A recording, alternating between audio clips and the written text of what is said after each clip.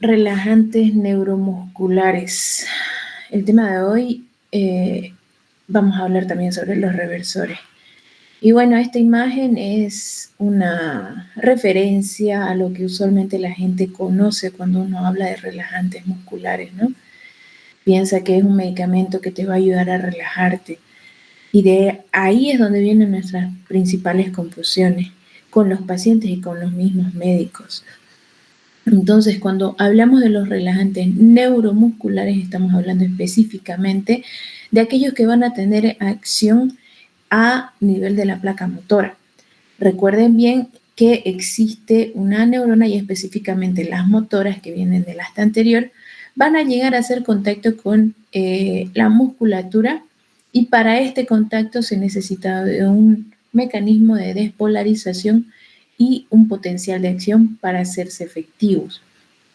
Esto ya lo hemos revisado anteriormente.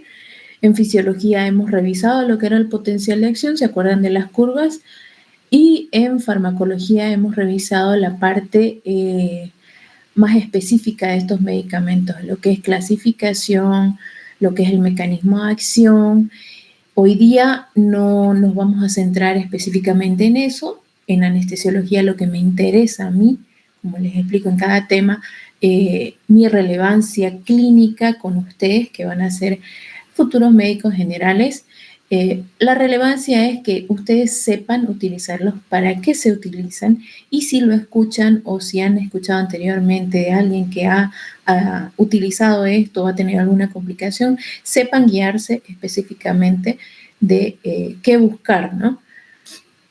Dentro de las indicaciones vamos a ver que este tipo de medicamentos se utiliza para intubación endotraqueal, relajación quirúrgica, procedimientos quirúrgicos como ser procedimientos abdominales donde se necesita de relajación de la pared abdominal, ¿no? Cuando los cirujanos operan, o para mí futuros cirujanos que están escuchando, necesitan un buen campo quirúrgico. Y cuando no existe relajación muscular, las asas intestinales, lo que es intestino delgado, tiende a dilatarse y a hacer lo que normalmente haría, que es la peristalsis, y eso obstruye visual. ¿Sí? ¿Está cambiando las diapos? Sí, estoy cambiando. Sigue en la diapo número 1. No le creo. A ver. Bueno, estábamos hablando sobre lo que es el campo visual de los cirujanos, ¿verdad? Así que cualquier anestesia general que ustedes vean un paciente bajo procedimiento de anestesia general, sí o sí necesita relajación muscular por esta causa. También hablamos del control de ventilación en unidades de terapia intensiva y este tema ha sido muy revisado en la época de COVID porque casi todos los pacientes que hemos tenido internados han sido relajados por completo e incluso se ha manejado aún la infusión continua de relajantes musculares, ¿no?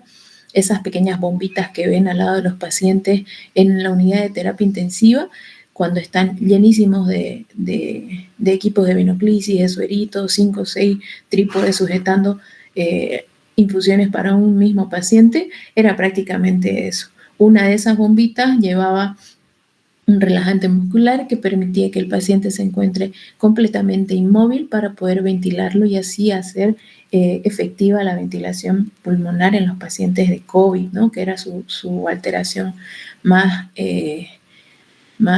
mortal. Llegando al tratamiento de convulsiones, pero no es tan específico de los pacientes, no es tan específico del esquema de tratamiento, solo nos va a ayudar a eliminar las manifestaciones musculares, no los procedimientos centrales. Dentro de la revisión de los anestésicos generales, de los relajantes musculares, vamos a tener que los relajantes musculares no van a causar hipnosis, no van a causar inconsciencia y no van a causar amnesia. Entonces, así como lo ven en esta imagen, una persona que está prácticamente inmóvil, pero despierta, consciente y todavía puede estar al tanto de lo que pasa a su alrededor. Esto sucedería si ustedes administran relajantes musculares a un paciente y no lo asocian a otra droga. ¿Ya? Siempre critico lo mismo. Siempre critico lo mismo porque cuando uno va y rota por las especialidades, ¿no? de terapia intensiva, ve uno que otro procedimiento, uno que otro esquema para ver la intubación en otro tipo de pacientes, ¿no? Y en una que otra ocasión se ha visto como estos, van a disculpar el ruido, se ha visto como estos esquemas no incluían ningún hipnótico. Entonces prácticamente se lo veía al paciente o en paro con la necesidad de la intubación. ¿Están escuchando bien o necesitan que tal vez me mueva para otro lado? Va a haber un ruido. ¿Están escuchando bien, jóvenes? Se escucha bien, doctora. Ya, pensé que ese ruido de afuera los molestaba. Entonces, la administración de relajantes musculares sí o sí a ustedes se les va a encargar que cuando se utilicen se asocien a un hipnótico o a un medicamento que pueda ayudar con el dolor, porque por sí solo solamente va a relajar la musculatura. Y bueno, para recordar lo que es el mecanismo de acción a través de la placa motora, vamos a recordar aquí muy bien, ¿se acuerdan de la motoneurona que necesitaba transmitir un potencial de acción? Se despolarizaba y a través de esta despolarización surgía lo que era una acumulación de acetilcolina en sus vesículas y estas vesículas se aproximaban a la hendidura presináptica para poder liberar la acetilcolina.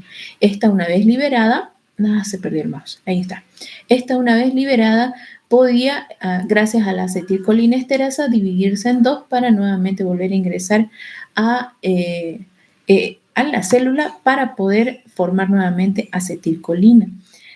Esto, al encontrarse en la hendidura presináptica, encontraban su receptor, imaginen un receptor nicotínico, y estos causaban la acción de la contracción muscular. Acá vemos el sitio de acción donde vamos a retomar nuevamente esta imagen del Suvamadex y la neostigmina cuando hablemos de los reversores. Pero esto básicamente es lo que sucede a nivel celular respecto a los relajantes musculares. Y bueno, siempre tenemos clasificaciones dentro de nuestra formación y aquí vamos a encontrar tres. Una que va a estar dada gracias al mecanismo de acción, otra por la estructura química, otra por la duración clínica. La de mecanismo de acción ha sido la más estudiada, son fármacos que actúan sobre la conducción en la unión neuromuscular y, como lo menciona aquí, existen dos formas de inducir el bloqueo de transmisión neuromuscular manteniendo la despolarización o por su antagonismo. Por eso conocemos los despolarizantes y los no despolarizantes. De el que más nos representa es la succinilcolina y de esto el atracurio, rocuronio, bicuronio, dentro de los no despolarizantes. Gracias a su estructura química, que la vamos a ver más adelante, tenemos los metonios, esteroideos y benzilcicloquinolínicos y gracias a la duración de acción vamos a tener una duración de acción ultra corta, intermedia y prolongada. Gracias a esto vamos a tener fármacos que nos van a poder ayudar para la intubación, algunos que van a hacer efecto en casi 30 segundos a 60 segundos y otros fármacos que van a ayudarme en la parte de, como les mencionaba, terapia intensiva cuando estos medicamentos son de larga duración. Los bloqueantes neuromusculares despolarizantes y no despolarizantes son los que vamos a revisar nosotros porque gracias a su mecanismo de acción podemos ver que estos actúan de forma similar a la acetilcolina. Se unen a los receptores nicotínicos postsinápticos en la unión neuromuscular y es un agonista de la acetilcolina. Ocurre una estimulación inicial, provoca una despolarización, no sé si recuerdan, en alguna teoría se los andaba mencionando, esos movimientos musculares que tienen de forma involuntaria los pacientes cuando hace efecto la succinilcolina y a diferencia de la acetilcolina es más prolongada, seguida del bloqueo de la transmisión, o sea, al principio puede provocar la despolarización, por eso su nombre, y luego existe la relajación, que es muy contrario a lo que sucede con los no despolarizantes, que son fármacos que se unen a los receptores nicotínicos en la unión neuromuscular y compiten con la acetilcolina. Pero estos no tienen la capacidad de provocar una respuesta, es decir, no despolarizan la membrana, no la activan, actúan como un antagonista, provocando una parálisis flácida sin fasciculaciones previas. Fasciculaciones, jóvenes. Esto es lo que existía dentro de los despolarizantes y lo que no vamos a encontrar dentro de los no despolarizantes. Los representantes más importantes de los despolarizantes son succinilcolina, decametonio y suxametonio, pero actualmente el que está en uso, el único de ellos que está en uso y del que lo vamos a estudiar es la succinilcolina. Por otro lado, los no despolarizantes vamos a encontrar una división gracias a su estructura química que van a ser los benzilisoquinolinas y los aminoesteroides. Estos grupos están representados por atracurio, cisatracurio, mibacurio, doxacurio y detubocurarina. Aminoesteroides también con el pipecuronio, pancuronio, rocuronio, becuronio y papacuronio. De ahí su nombre. ¿Recuerdan la pregunta del examen que hablaba del curare? Bueno, ese es el inicio de la historia de todo lo que son estos fármacos.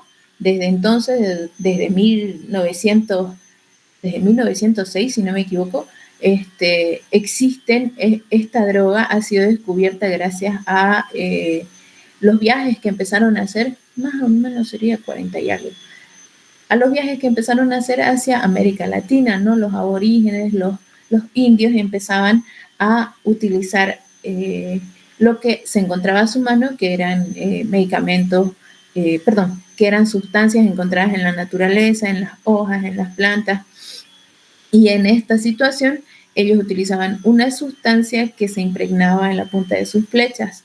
Y las personas que vinieron a colonizar esta área, específicamente en el Amazonas, descubrieron que cuando estos lanzaban esas lanzas, los animales que recibían la lanza se quedaban con las características de relajación muscular, ¿no? Se quedaban inmóviles y no se podían mover. Entonces, decidieron estudiar muy a fondo esta sustancia y es gracias a ello y gracias a esa curiosidad de saber qué es lo que pasa que se formularon estos nuevos medicamentos que hoy en día se utilizan de manera abundante en todo el mundo. Y bueno, dentro de la succinilcolina tenemos la absorción que vamos a darla por la administración intravenosa más que todo. Esto, si lo recuerdan, es un despolarizante. Su administración es endovenosa, la dosis es de 0,5 a 1 miligramo por kilogramo peso. Su inicio de acción es de 30 a 60 segundos, es el más rápido de todos. Es el que entra en la categoría de acción ultracorta. Y me va a durar aproximadamente 4 a 6 minutos. ¿Recuerdan del tiempo que le hablaba para poder intubar al paciente? Estos 4 a 6 minutos son los que les da la droga para poder intubar a un paciente. Entonces, ya si ustedes necesitan prolongar el efecto, se administran los bloqueantes neuromusculares no despolarizantes, ya no una nueva dosis de succinilcolina. Entonces, me da condiciones óptimas para la intubación orotraqueal. Eso es gracias a que una vez administrada, en 30 segundos se consigue por completo la relajación. No es localizada, no es que si se lo coloco en el brazo donde tiene la vía, solamente el bracito empieza a dormirse más rápido. No, es completamente generalizado este efecto. Entonces vemos que una vez administrada empieza su biotransformación hidrolizado por la acetilcolinesterasa. Prácticamente esto se va metabolizando en la misma sangre.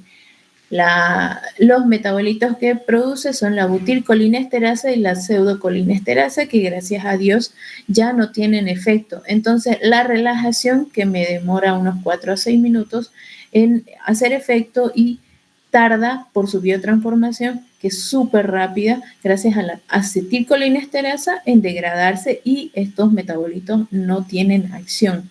Entonces, vamos a ver que existen, así de cortita su acción, van a ver que existen muchos efectos adversos. Dentro de estos efectos adversos vamos a ver que es la hipercalemia, arritmias graves, aumento de la presión intracraneana y de la presión intraocular, anafilaxia posiblemente, y un síndrome que es súper raro, pero que tienen que tener consideración porque es extremadamente mortal, ¿Qué es la hiperligna? Acá está mencionando las fasciculaciones que provoca y el dolor muscular, o sea, un paciente que ha sido sometido a una succinilcolina, un procedimiento ultra corto, digámosle, que ha necesitado que se utilice succinilcolina, entonces esto no ha terminado de eliminarse, va a ser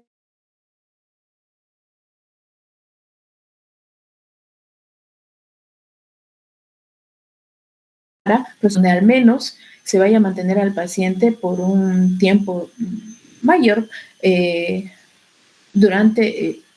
por un tiempo mayor, todavía con inconsciencia y amnesia, porque si nosotros dejamos que este paciente recobre la conciencia en los primeros minutos de haber utilizado la succinilcolina, va a ser un poco traumático por esto. Es más o menos como la misma sensación cuando uno va al gimnasio, hace como 3 horas de aparatos y empieza con ese calor que siente a nivel de los brazos, de las piernas, de la parte del cuerpo que ejercitaron, ¿verdad? Entonces existe un calor, un dolor, entonces es prácticamente casi parecido al mismo dolor, que no es nada agradable. Dentro de las contraindicaciones vamos a ver que existe una hipersensibilidad a la succinilcolina en algunos pacientes, súper raro, pero existen. Déficit de pseudocolinesterasa, imagínense si no hay quien lo elimine, eso ya es genético, ¿no? Si no existe quien elimine a la succinilcolina, es muy probable que este efecto no sea de duración de 4 a 6 minutos, ¿verdad? Entonces tenemos información familiar de hipertermia maligna. A esto se va con la pregunta de, a ver, en la visita preanestésica, es súper raro, ¿para qué les digo? Yo en 5 años de haber buscado un paciente que haya tenido antecedente de hipertermia maligna, no encontré ninguno, pero la literatura dice que es hereditario, ¿no? Entonces, vemos con pacientes con riesgo de hipercalemia, o sea, no utilicemos en pacientes que están descompensados, siempre vigilar a los pacientes con insuficiencia renal. Este tipo de pacientes va a tener una alteración hidroelectrolítica para revisar antes de poder iniciar algún procedimiento que vaya a incluir la succinilcolina. Enfermedades miotónicas congénitas, ahí ya vemos otro tipo de enfermedades. Y ahí vemos también lesiones musculares oculares o con aumento de la presión intraocular, ¿no? Si vemos pacientes con oftalmología, muy seguramente no vamos a utilizar este tipo de medicamentos para su relajación. Y bueno, dentro de las precauciones tenemos... ahí va. Dentro de las precauciones tenemos en niños siempre utilizar atropina. Los niños acá tienen mayor probabilidad de presentar una miopatía no diagnosticada. Acuérdense que a lo largo de la vida uno va descubriendo cualquier alteración que uno tiene mientras es compatible con la vida, muchísimo más difícil de diagnosticarla, ¿no? Y cuidado con pacientes con traumatismo cráneoencefálico o hipertensión intracraneal, ¿no? Alteraciones hidroelectrolíticas como ser hiponatremia, hipocalcemia, hipocalemia, y todas estas van a potenciar el bloqueo de la succinilcolina. Entonces, eso se traduce en que no va a durar estos 4 o 6 minutos por si lo necesitamos para un procedimiento súper rápido. O si existe alguna relajación que se mantiene, entonces uno ya tiene que ir a buscar dentro de lo que presenta el paciente, si es un paciente de emergencia, claro, no le hicimos una valoración preanestésica, y revisando, solicitar estudios de alteraciones hidroelectrolíticas, una gasometría, un ionograma, todo esto se solicita al paciente con la sospecha clínica que nos dan los medicamentos que utilizamos también. Ahí está. Dentro de los no despolarizantes tenemos varios medicamentos, pero solamente vamos a mencionar los de relevancia. Actualmente en Bolivia utilizamos el atracurio, pero esto no está tan utilizado afuera. Acuérdense que aquí como que un medicamento se utiliza y se comprueba que su efectividad es más que todo su seguridad, y recién 5 años después nos llega a Bolivia y podemos utilizarlo. La parte de mencionarles todos todas estas drogas que vamos a ver a continuación es que ustedes ya cuando estén en su vida profesional van a poder acercarse más a este tipo de drogas para poder conocerla. Ya incluso ya puede ser que la utilicen. Vemos acá que el becuronio tiene una dosis de intubación, acá vemos su vía media de distribución, es de duración intermedia, de 65 a 75, y tarda incluso un poco más que la succinilcolina en hacer efecto. Esto tiene una eliminación hepático-renal. Su presentación viene en una ampolla de polvo liofilizado con 10 miligramos. Tiene estabilidad hemodinámica. A diferencia de rocuronio, que es muy parecido, con la duración, tenemos que nos demora incluso un poquitín más rápido, vía media de distribución de 60 a 90 segundos para hacer su acción. El atracurio, utilizado ampliamente dentro de... Ahí está. Utilizado ampliamente dentro de la clínica aquí en Bolivia. Tenemos dosis de intubación que es 0,5 por kilogramo, nos demora de 2 minutos incluso hasta 5 minutos para hacer efecto y solamente nos da relajación de 20 a 50 minutos, por lo que si el procedimiento se alarga más, necesitamos administrar nuevas dosis de atracurio. Su duración es intermedia, ¿no? Es de tipo isoquinolona, el metabolismo es hepático, se activa con eliminación de Hoffman, produciendo la laudonosina y el ácido cuaternario. La laudonosina atraviesa la barrera hematoencefálica y sus concentraciones sanguíneas altas produce convulsiones y liberación de histamina, es una de sus cualidades. Así que mucho cuidado con los pacientes con problemas asmáticos o con problemas pulmonares, porque dada su concentración dependiente de dosis, o sea, mientras más altas dosis le voy administrando al paciente, digamos un procedimiento súper largo, vamos a tener la complicación de que esta paciente pueda presentar un broncoespasmo, un laringoespasmo o una reacción alérgica severa, ¿no? La velocidad con la que se elimina tiene una fase rápida de distribución en general, todo lo que son los no despolarizantes, seguida de una fase lenta de eliminación. Secreta por el riñón, casi siempre tienen semividas prolongadas. Los esteroideos se degradan a 3-hidroxi y 17-hidroxi y 3-17-hidroxi. Se administran por varios días, eso quiere decir en la terapia intensiva se puede acumular y causar parálisis duradera. Por eso es que en las terapias intensivas demora mucho sacar a un paciente de tubo. Si alguno ha tenido algún familiar que ha estado en esas situaciones, ¿no? Es una ruleta rusa, ¿no? Saber cómo los pacientes responden a los medicamentos, especialmente si nosotros voluntariamente administramos grandes dosis de estos medicamentos sabiendo las complicaciones, ¿no? Y bueno, a ver, ahí está. También mencionamos al cisatracurio, dosis de intubación de 0,1, duración, vía media de distribución. Ninguno se compara a la succinilcolina. Ninguno de los que estoy mencionando tiene la rapidez de actuar como la succinilcolina. La eliminación, la vía de Hoffman, tiene un uso más frecuente porque no depende tanto de la eliminación hepática y no hay tanta laudonosina. Acá tenemos que mibacuronio y el gantacuronio, que no son tan relevantes, así que no lo vamos a revisar aquí. Y también vemos un mecanismo de acción de los no despolarizantes que actúan de manera predominante en los receptores nicotínicos, nuevamente, y en grandes cantidades puede entrar al poro de conductor iónico. Antagonizan conductos de sodio presináptico. Esta cualidad es la que les da la opción de eliminar tanto potasio intracelular al extracelular y causar intoxicaciones por hipercalemia. Acá tenemos una revisión súper rápida de lo que es latencia, duración, metabolismo, eliminación renal y vemos las reacciones adversas de los pacientes. Entonces, como vamos a tener una relajación muscular prolongada, el paciente por sí solo no va a poder tener el reflejo de la respiración, ¿no?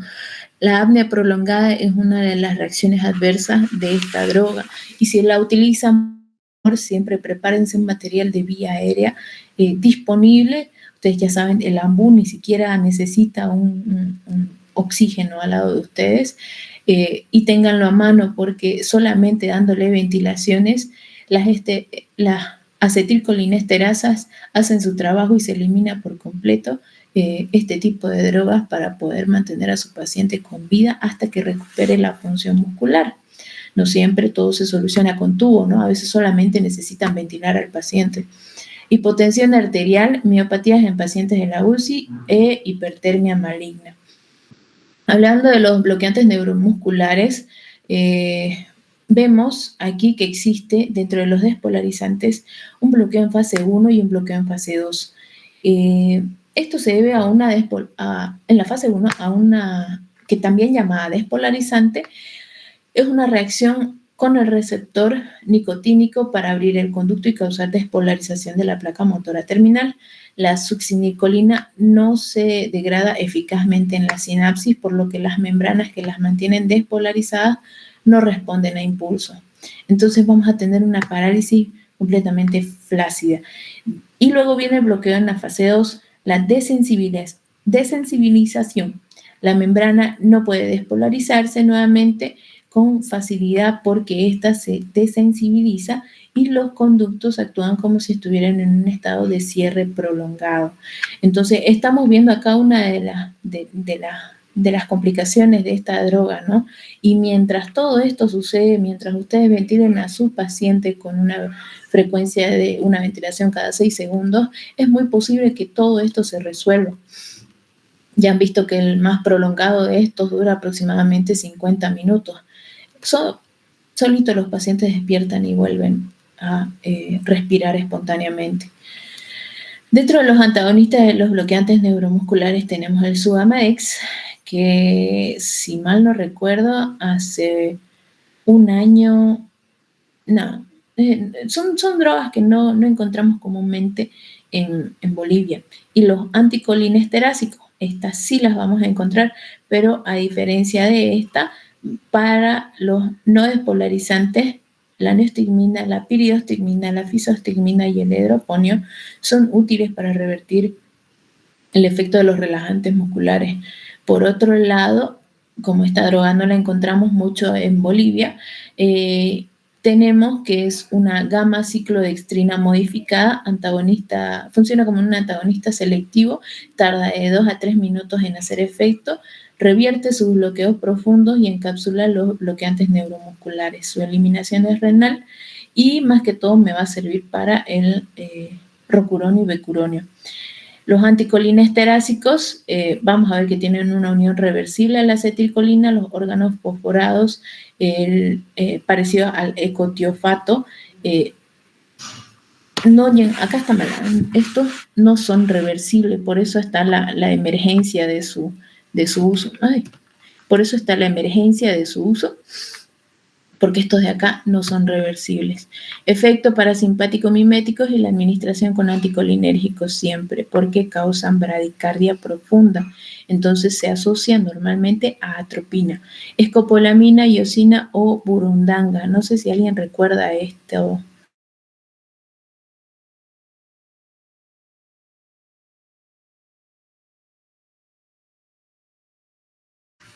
Jóvenes, ¿qué fue la conexión, me parece?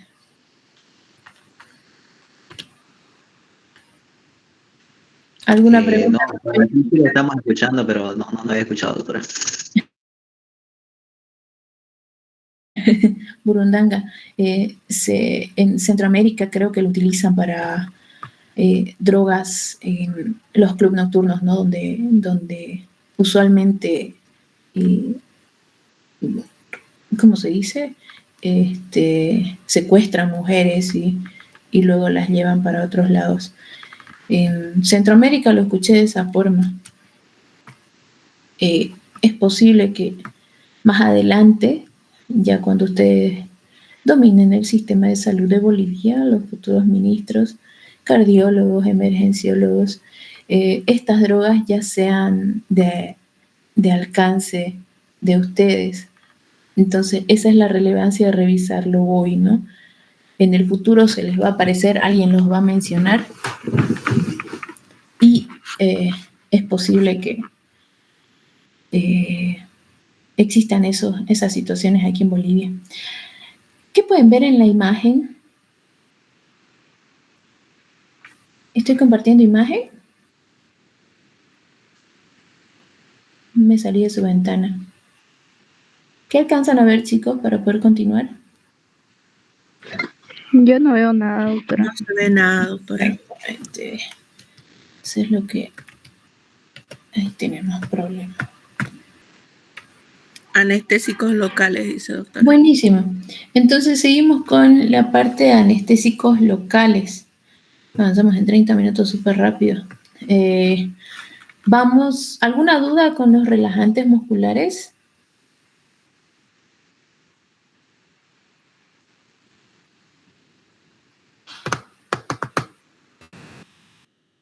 Jóvenes, ¿algún problema con relajantes musculares? ¿Necesitan que mencione algo nuevamente?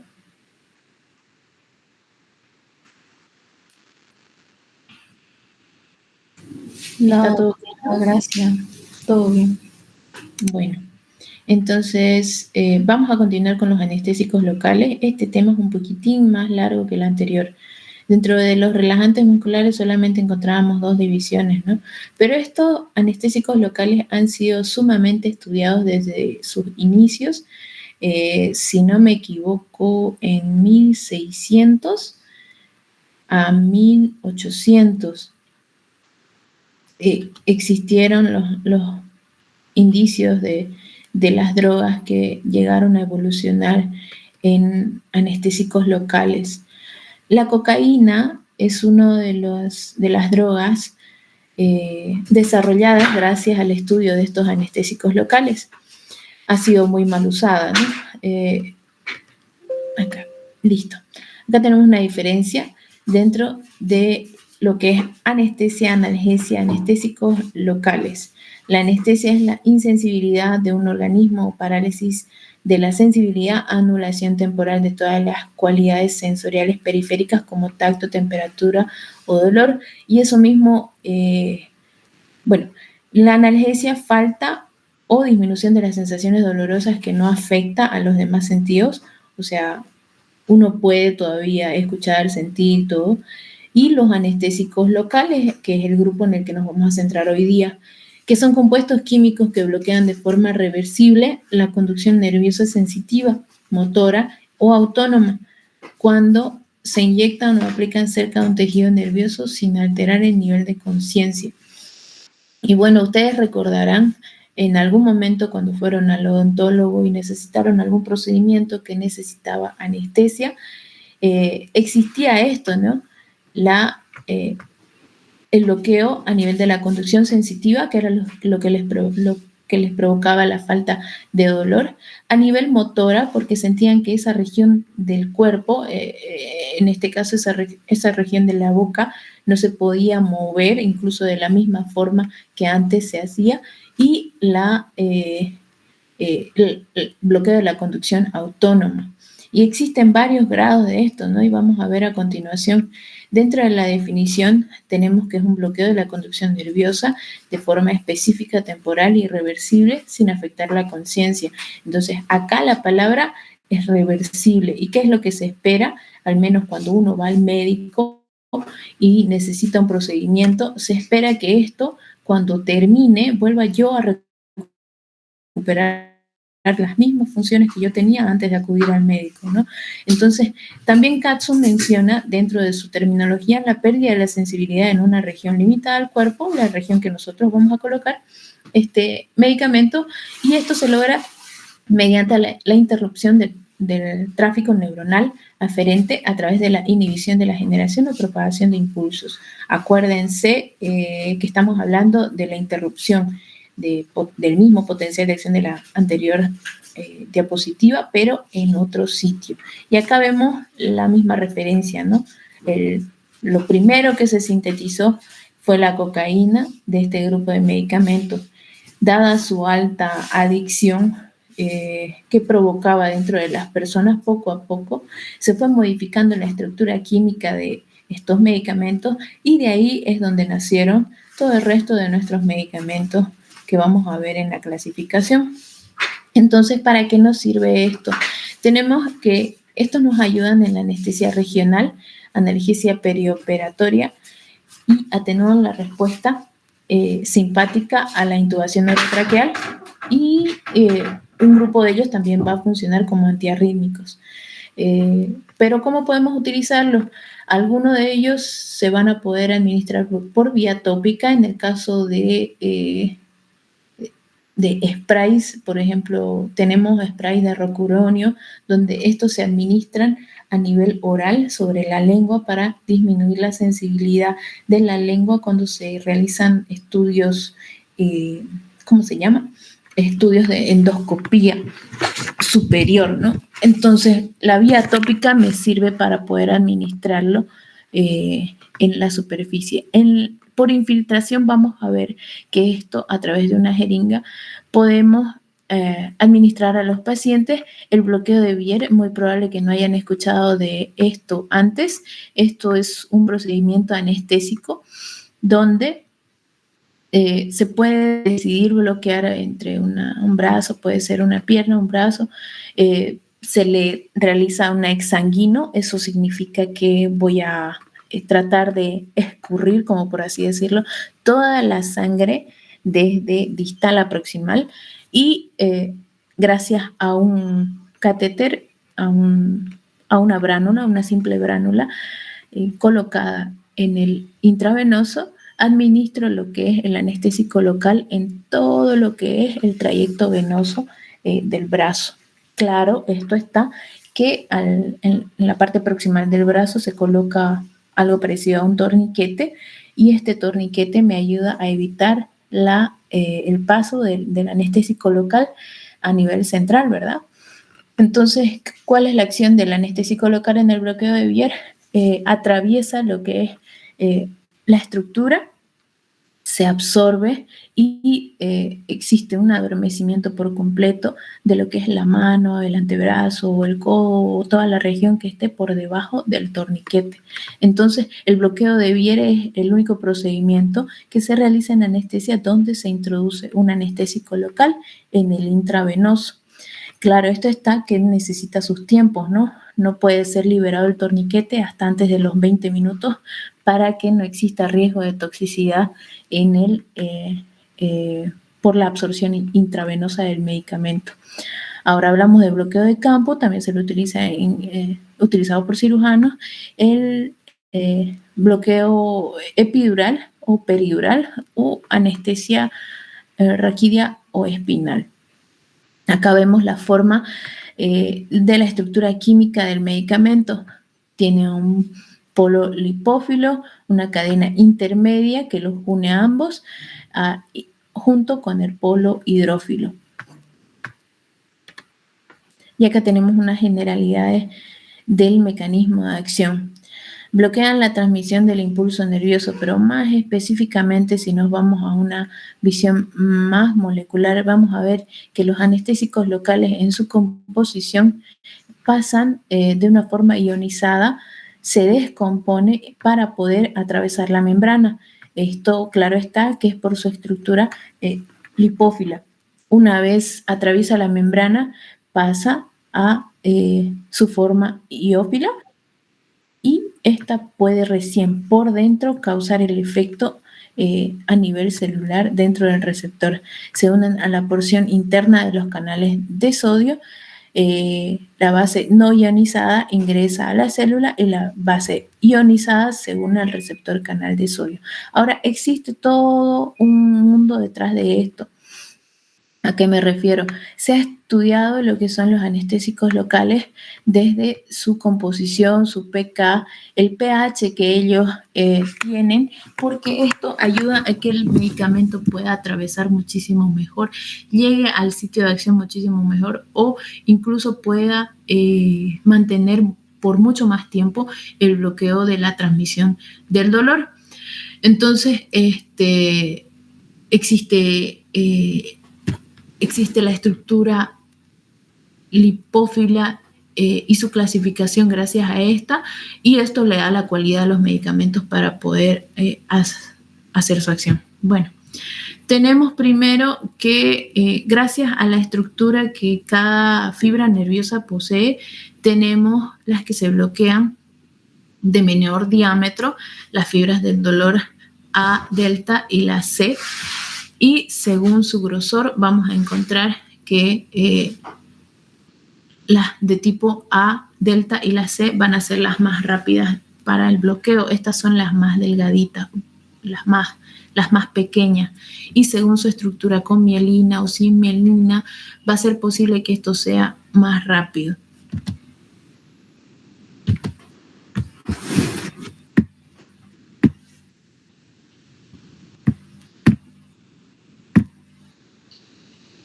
Bueno, dentro de las clasificaciones vamos a ver ésteres y amidas. Dentro de los ésteres están la cocaína, la benzocaína, la procaína, la tetracaína y la clorprocaína.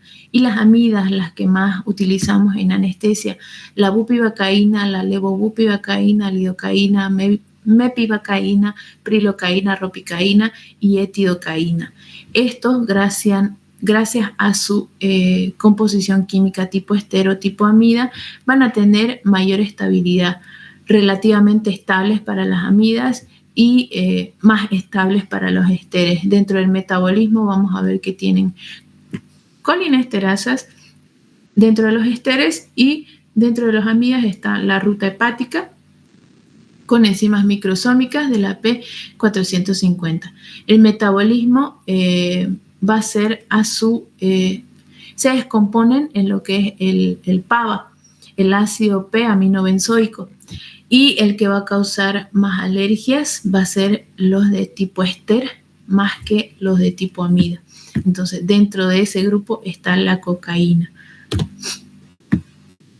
Factores que influyen dentro de su actividad, vamos a ver las dosis pueden influir, si lo acompañamos o no de adrenalina, viendo el lugar de inyección, según su composición de pH o la combinación de anestésico local. Dentro del embarazo vamos a ver que influye en una actividad gracias a los estados fisiológicos de la embarazada, los electrolitos, la frecuencia de estimulación nerviosa, el diámetro axónico de la célula, como lo andábamos mencionando, y la mielina. Dentro de la dosis tenemos, aumenta la probabilidad de anestesia efectiva, duración y reduce la latencia. La vasoconstricción con adrenalina normalmente disminuye la tasa de absorción, o sea, si yo disminuyo la absorción de este medicamento es muy probable que aumente su tiempo de duración, mejora la profundidad y la duración anestésica. El lugar de inyección vamos a ver más rápido y menor duración, vamos a tener en los espacios intradural y el subcutáneo, y mayor latencia, o sea, más rápido, y duración dentro del plexo braquial. El pH del anestésico local va a influir bastante en la actividad de los anestésicos locales. La adición del bicarbonato sódico a la solución de anestésico local disminuye su latencia y aumenta la cantidad de la base libre del anestésico local. Pero es muy raro, nosotros normalmente no asociamos el bicarbonato. Para esto preferimos cambiar de tipo de droga que sea una que dure más, ¿no? La combinación del anestésico local, compensar la corta duración del anestésico de algunos anestésicos locales de inicio rápido con la gran latencia, o sea, podemos utilizar dos medicamentos como ser bupivacaína o lidocaína para poder tener el beneficio de la acción más duradera y del inicio de acción que tiene la lidocaína más rápido para su beneficio. Dentro del embarazo tenemos mayor extensión y profundidad de la anestesia raquídea y epidural, por eso es más peligroso los procedimientos, y recientemente, no hace ni 30 años atrás, que empezaron a hacer anestesia raquídea en las embarazadas, porque siempre corrían un riesgo, ya que aumentaba su mortalidad. Dentro de los electrolitos tenemos la hipopotasemia, la hipercalcemia, que antagonizan la acción de los anestésicos locales, y la frecuencia de estimulación nerviosa. Bloqueo dependiente de uso. La fracción de canales de sodio unidos al anestésico local se incrementa con la despolarización frecuente. Y lo que mencionábamos anteriormente, el diámetro axónico de la célula va a influir mucho en la actividad. A cuanto mayor diámetro axónico, mayor sensibilidad al anestésico local.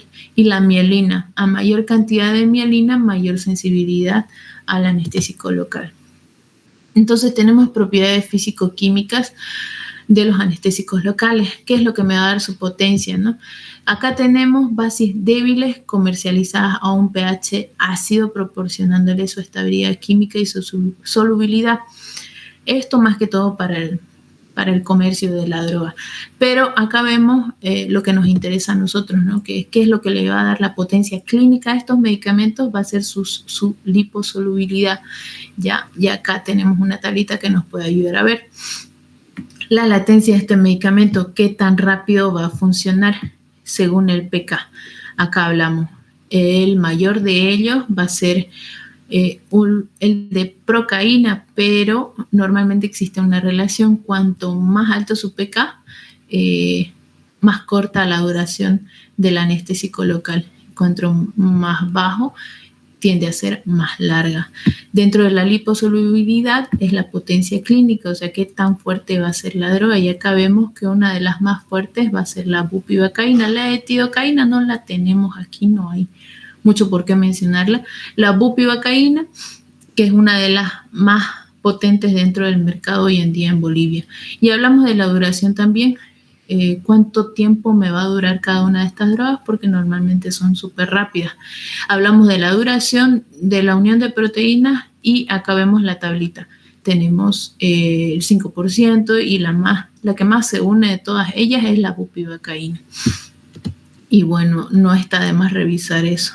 Dentro de la farmacocinética, vemos la absorción, el sitio de inyección con su perfusión tisular, ya sea intravenosa, intraarterial, siempre va a ser la más rápida de absorberse. A continuación de esa viene la intratraqueal, que la podemos utilizar también por esa vía, intercostal o epidural, plexobraquial también podemos utilizarla, y el tejido celular subcutáneo, que es lo que normalmente utilizan en emergencias cuando hacen infiltraciones del segmento que van a hacer suturas, ¿no? Cuando un paciente llega con múltiples cortaduras, se necesita hacer infiltración para poder hacerle una sutura a un paciente. El empleo de una dosis fija de anestésico local puede dar reacciones tóxicas gracias a su aplicación en la zona, pero no en todas. La dosis y el volumen inyectado siempre va a ser influyente en esto. Es más rápido que se absorba, ¿no? Cuanto mayor dosis. La adición de un vasoconstrictor, lo mencionábamos anteriormente, altera su actividad. Si añado un vasoconstrictor, va a alterar el hecho de que yo pueda tener más tiempo circulando el anestésico local en el sitio que estoy concentrando el anestésico local. Del perfil farmacológico, del fármaco también influye mucho en la absorción. Vemos la distribución. Si tenemos una perfusión tisular, un coeficiente de reparto tejido-sangre, no les voy a preguntar sobre el coeficiente de reparto, la masa tisular y el modelo bicompartimental. La fase de eliminación rápida se debe a la captación de los tejidos de un intento de establecer un equilibrio rápido. La fase de eliminación lenta depende de las propiedades específicas de cada compuesto. Y bueno, dentro de la transformación, biotransformación y de la excreción, tenemos dos aspectos que ver aquí, lo de los esteres y la de las amidas. Dentro de los esteres tenemos la pseudocolinesterasa plasmática, recuerden muy bien, se encuentra dentro de la sangre prácticamente, como por así decirlo, en el intravascular. Así que dentro de la pseudocolinesterasa plasmática tenemos que la única de ellas va a ser la cocaína, que se va a metabolizar en el hígado. Pero en sí todo el grupo se metaboliza de una forma rápida. Dentro de las amidas tenemos su metabolismo hepático y un metabolismo más lento, y acá vemos los ejemplos de cada uno de los anestésicos locales que va a ir conforme a su metabolismo. El más lento de todos es la bupivacaína. Y su excreción, la procaína y la benzocaína, su metabolito es la P-aminobenzoico, la PABA, el ácido P-aminobenzoico, y produce reacciones anafilácticas también. Tenemos que es de vía de excreción renal. vamos por este lado. Tenemos las intoxicaciones sistémicas y la actividad con el flujo hepático. Ahí tenemos cirrosis, insuficiencia cardíaca, beta bloqueantes que influyen bastante en lo que es la biotransformación del anestésico local de tipo amida. Y es mayor de los anestésicos locales administrados en sangre. Su excreción también es vía renal. Entonces, no podemos continuar sin antes mencionar que la toxicidad de los anestésicos locales es algo que tienen que considerar ustedes. No se administra nunca el anestésico local por el intravenoso porque produce una toxicidad a nivel del sistema nervioso central y es altamente tóxico. Entonces, dentro del tratamiento vamos a ver que tenemos tiopental a dosis de 1 a 2 miligramos por kilogramo peso intravenoso. Solamente hace que el paciente termine su crisis, pero aún así hay que mantener la vía, o sea, intubar al paciente y mantener los signos vitales conforme vayan descompensándose, ¿no? Acá tenemos una relación que marca la intoxicación por el anestésico local, va a producir efectos a nivel del sistema nervioso central. Uno de ellos que vamos a poder visibilizar, porque hay muchos de ellos que no lo vamos a ver, que solamente el paciente lo siente en un inicio, que son los síntomas, que más adelante lo vamos a revisar.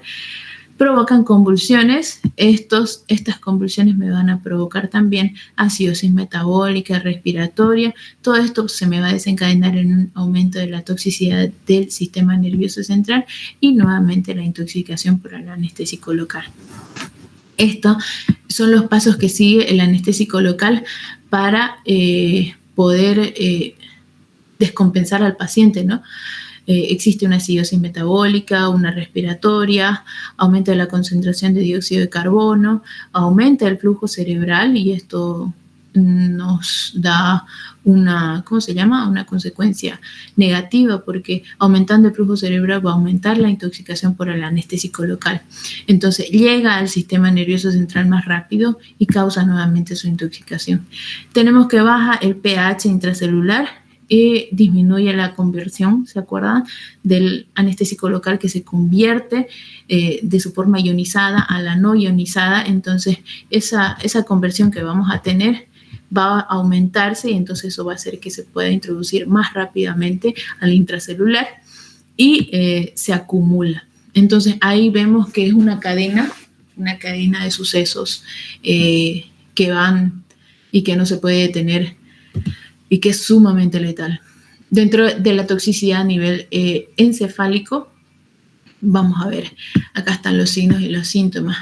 Esto de acá no lo podemos ver nosotros, solamente es algo que el paciente siente, que es una parestesia lingual, una perioral, sabor metálico, también tiene confusión, acúfenos, desorientación, fasciculaciones y espasmos. Ya bueno, recién más o menos a esta altura, cuando veamos fasciculaciones y espasmos, nos vamos a dar cuenta que la causa puede ser el anestésico local, ¿no? Todo esto de acá ocurre solamente si el paciente lo menciona y nosotros no nos podemos dar cuenta hasta que ya llega a fasciculaciones y espasmos. Pasado todo eso, empiezan las convulsiones tónico-clónicas del paciente y a consecuencia de esto nos viene el estado de inconsciencia, la depresión general del sistema nervioso central, o sea, se nos va a desmayar el paciente, la depresión y el paro respiratorio. Entonces, ahí ya saben, ¿no? Las medidas que se tienen que tomar. Primero el A, B, C, D, E, proteger la vía aérea, intubar al paciente, iniciar maniobras de recuperación. Siempre recordar que tenemos que pedir ayuda antes de iniciar todos los pasos para ser más efectiva, ¿no? Nuestras maniobras de recuperación. Dentro de los factores sistémicos que tenemos respiratorios, vamos a ver que relaja la musculatura lisa bronquial. Entonces, en cierta ocasión, en anestesia se lo ha utilizado por esta cualidad. La lidocaína intravenosa revierte la broncoconstricción refleja asociada a la intubación, ¿no? Existe una broncoconstricción que puede hacer que el paciente tenga un broncoespasmo, ¿no? Y nos ayuda un poco en este caso. La lidocaína deprime el impulso hipóxico. Es posible una apnea posterior a la administración de anestesia peridural o raquidia alta. Entonces, dada complicaciones que existen a nivel de la anestesia, es imposible decir no una anestesia segura. Los factores inmunitarios que tenemos más que todo en los esteres por su metabolito, el ácido P-aminobutírico, y dentro de las amidas el metilparabeno. Dentro del músculo esquelético tenemos ligero efecto miotóxico y condromalacia grave en infusiones prolongadas en articulaciones, ¿no? Tenemos los efectos de toxicidad a nivel hematológico, que es la causa de esta imagen de acá. Lidocaína deprime la coagulación e intensifica la fibrinolisis. Hasta el momento yo no he visto ningún paciente que haya sufrido esta complicación de metahemoglobinemia, pero existe. Es provocada por la benzocaína y la prilocaína más que todo. La prilocaína tiene su metabolito que se convierte en otoludina y este se convierte en metahemoglobinemia. ¿Cuál es la clínica? Tiene disnea, cianosis, alteración del estado mental, coma y muerte, ¿no? Y no es una foto en blanco y negro. Si ustedes ven la mano aquí, tiene un color normal y el paciente en sí se vuelve así. Claro, esta la saqué de una publicación de un artículo en España que mencionaba que había una crema que se llamaba, deletreándola es EMLA, el EMLA, que se utilizaba para la depilación fototónica, la famosa depilación fototónica que se utiliza actualmente aquí en Bolivia, pero creo que no lo hacen con esa crema, ¿no? Por eso es que no hemos visto esos casos. En España empezaron a utilizar una crema que ayudaba a la depilación fototónica y empezaron a surgir pacientes que venían intoxicados con metahemoglobinemia. ¿Ya? Más que todo acá asusta el color, pero no todos son así de graves, ¿no? Algunos van a comenzar con pequeña coloración, cianosis en la parte distal de los dedos donde más se acumula la metahemoglobinemia. Y no es importante que ustedes sepan identificarla cuanto antes y hacer pruebas, ¿no? Y el tratamiento, que es azul de metileno intravenoso de 1 a 2 miligramos por kilogramo al 1% durante 5 minutos. Dentro de la toxicidad de todos los anestésicos locales, la más importante para estudiar y la más amplia estudiada es la cardiovascular. Y como esperamos que nosotros, como espero yo, que ustedes manejen a sus pacientes siempre monitorizados si van a realizar algún procedimiento.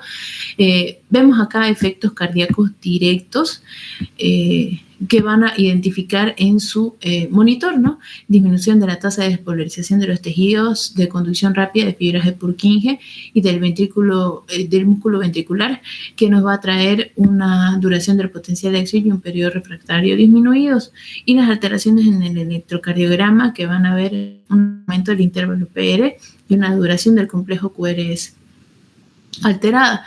Un inotropismo negativo dependiente de dosis. Entonces ya saben, así como en las alergias, ¿no?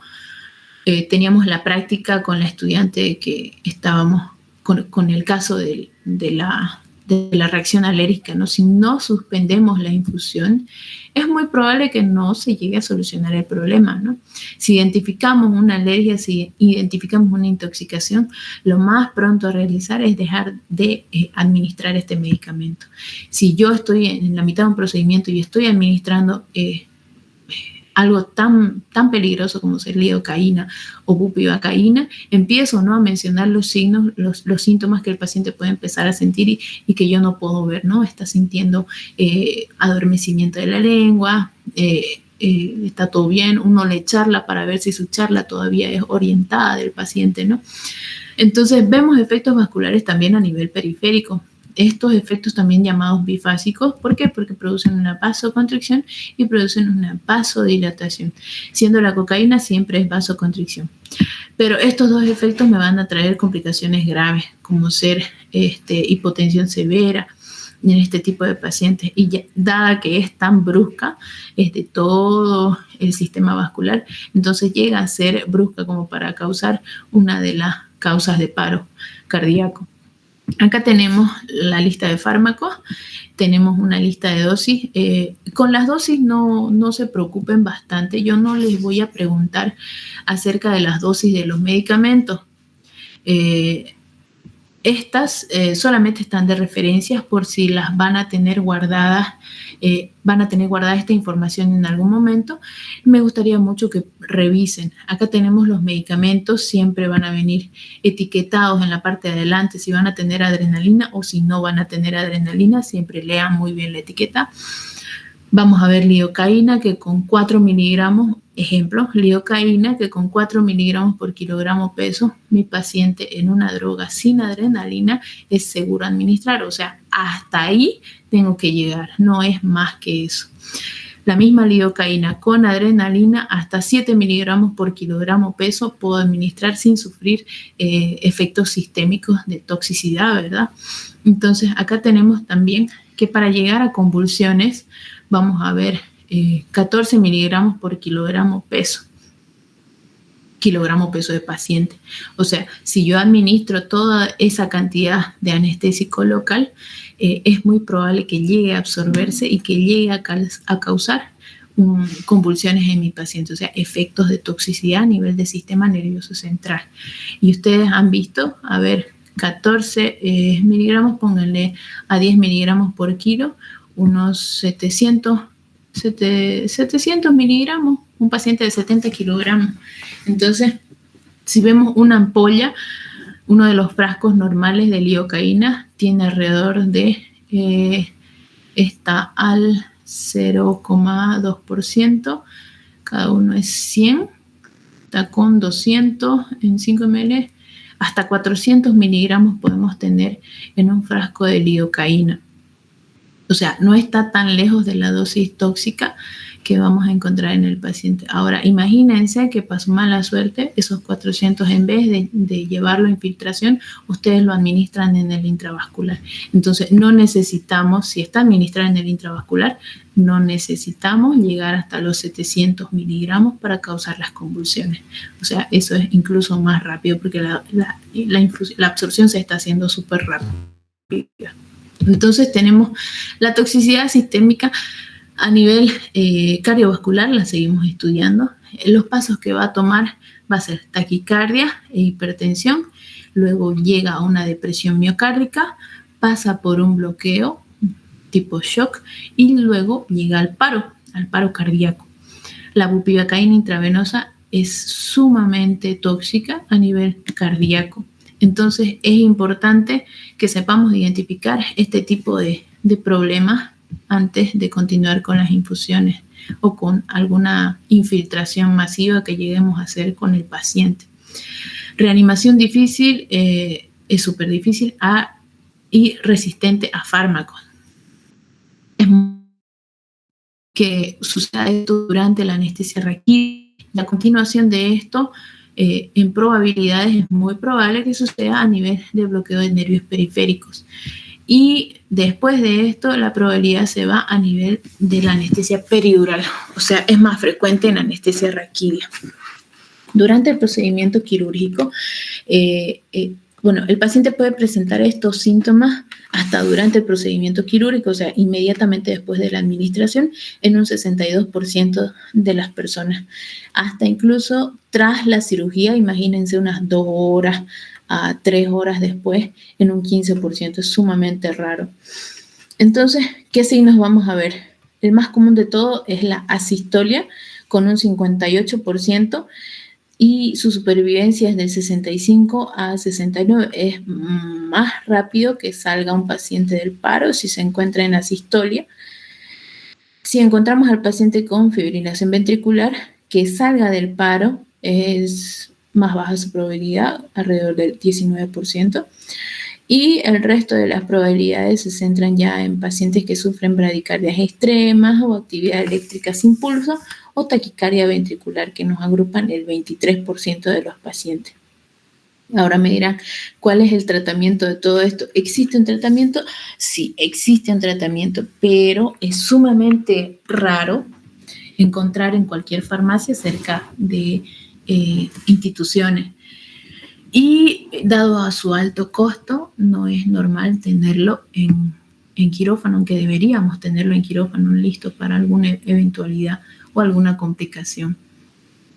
Y acá tenemos los pasos a seguir, ¿no? ¿Dónde está la flecha? Ahí. Primero tenemos parada cardiorrespiratoria. Entonces iniciamos el ERCP básico. Lo primero, manejo de la vía aérea, aporte de oxígeno y ventilación.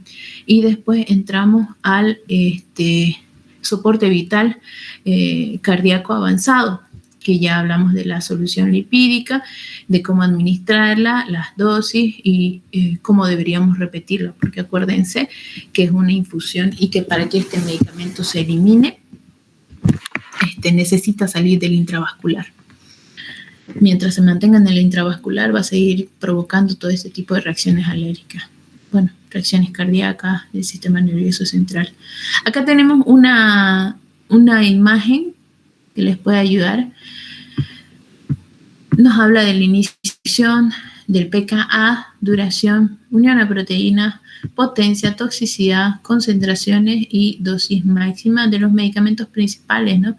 La bupivacaína, la levobupi, la lidocaína, que son lo que más conocemos aquí en Bolivia. Dentro de las particularidades de los anestésicos locales más relevantes tenemos que la lidocaína está dentro de los antiarrítmicos tipo 1B. También funciona como antiinflamatorio, es un ayudante analgésico que se puede utilizar intravenoso. La mepivacaína no la utilizamos tanto aquí, es un anestésico local con un pKa más bajo, eso quiere decir que actúa también rápido. La prilocaína es hipérbara, se la utiliza en anestesia intradural, cirugía de corta duración, metahemoglobinemia. La bupivacaína, existe un bloqueo diferencial de esto. También puede causar cardiotoxicidad. La levobupivacaína es un análogo de la bupivacaína y tiene un perfil de seguridad más alto que la bupivacaína respecto a sus complicaciones. Dentro de la ropivacaína tenemos también que es muy parecida a la bupivacaína y aunque es menos cardiotóxica, también puede tener un bloqueo diferencial. La clorprocaína, bajo riesgo de toxicidad y exposición fetal. Y acá más que todo, acá hay un cuadro que me gustaría que lo guarden porque en algún momento lo van a necesitar. Tenemos acá, vamos a mover esto aquí, listo. La anestesia por infiltración, que es la que ustedes más van a manejar. Los bloqueos nerviosos menores, no espero que ustedes realicen bloqueos, más que todo ustedes van a realizar infiltraciones. Así que tenemos que centrarnos en esas complicaciones por las infiltraciones. Tenemos bloqueos nerviosos mayores, esto ya es de anestesiología, anestesia epidural es de anestesiología, lo mismo que peridural. Anestesia raquídea también es de especialidad. Formas de presentación de los anestésicos tópicos, acá vemos cómo se las puede presentar, no se utiliza para oftalmología, soluciones para otorrino cuando la administran en el oído a través de pomada. Lo utilizamos en nariz, incluso en la mucosa de la nariz. En todo tipo de soluciones se puede utilizar porque se realizan muchos procedimientos para esto. Y bueno, ¿tienen alguna pregunta, alguna duda respecto a los anestésicos locales?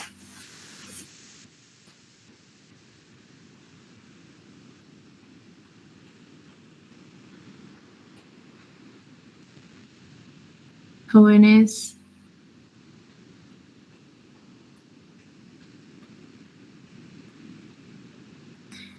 ¿Todo bien con los anestésicos locales? Sí, doctora. Buenísimo. Entonces, vamos a tener la clase de opioides, no se las puedo dar en 30 minutos y lamentablemente tengo clase acá y voy a tratar de sintetizarlo lo más posible. Es imposible darle opioides en menos de 30 minutos. Es sumamente vasto y está asociado a lo que es la escala analgésica con los antiinflamatorios y para pautas para el control del dolor, que va a ser de mucha utilidad para ustedes cuando egresen. Así que necesito que este tema se aborde con más detenimiento, más cautela. Espero que encontremos una clase para la próxima semana. No es necesario que sea presencial, puede ser también tipo Zoom como esta, para que podamos reponer lo que es opioides. Y no sé si todo está bien con eso.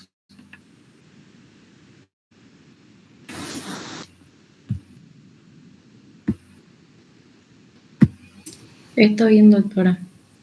O también tienen examen la siguiente clase, la siguiente semana. El lunes no vamos a tener clase, ni práctica ni teórica. Voy a pedirle a Keila que organice un día dentro de los días disponibles que tengo para poder revisar fármacos opioides y manejo del dolor adecuado para ustedes, ¿ya? Esto sería por ahora, ya nos hemos pasado de 1:15. Tratemos de avanzar lo más rápido posible con todos estos medicamentos. Espero que lean lo que es literatura, por favor, revisen Morgan, revisen las diapositivas. Cosas que no pude encontrar en Morgan las tuve que buscar en otro lado para mezclar en las diapositivas. Así que revisen también las diapositivas para el examen, por favor. ¿Alguna duda, alguna pregunta? Con eso estaríamos finalizando hoy día.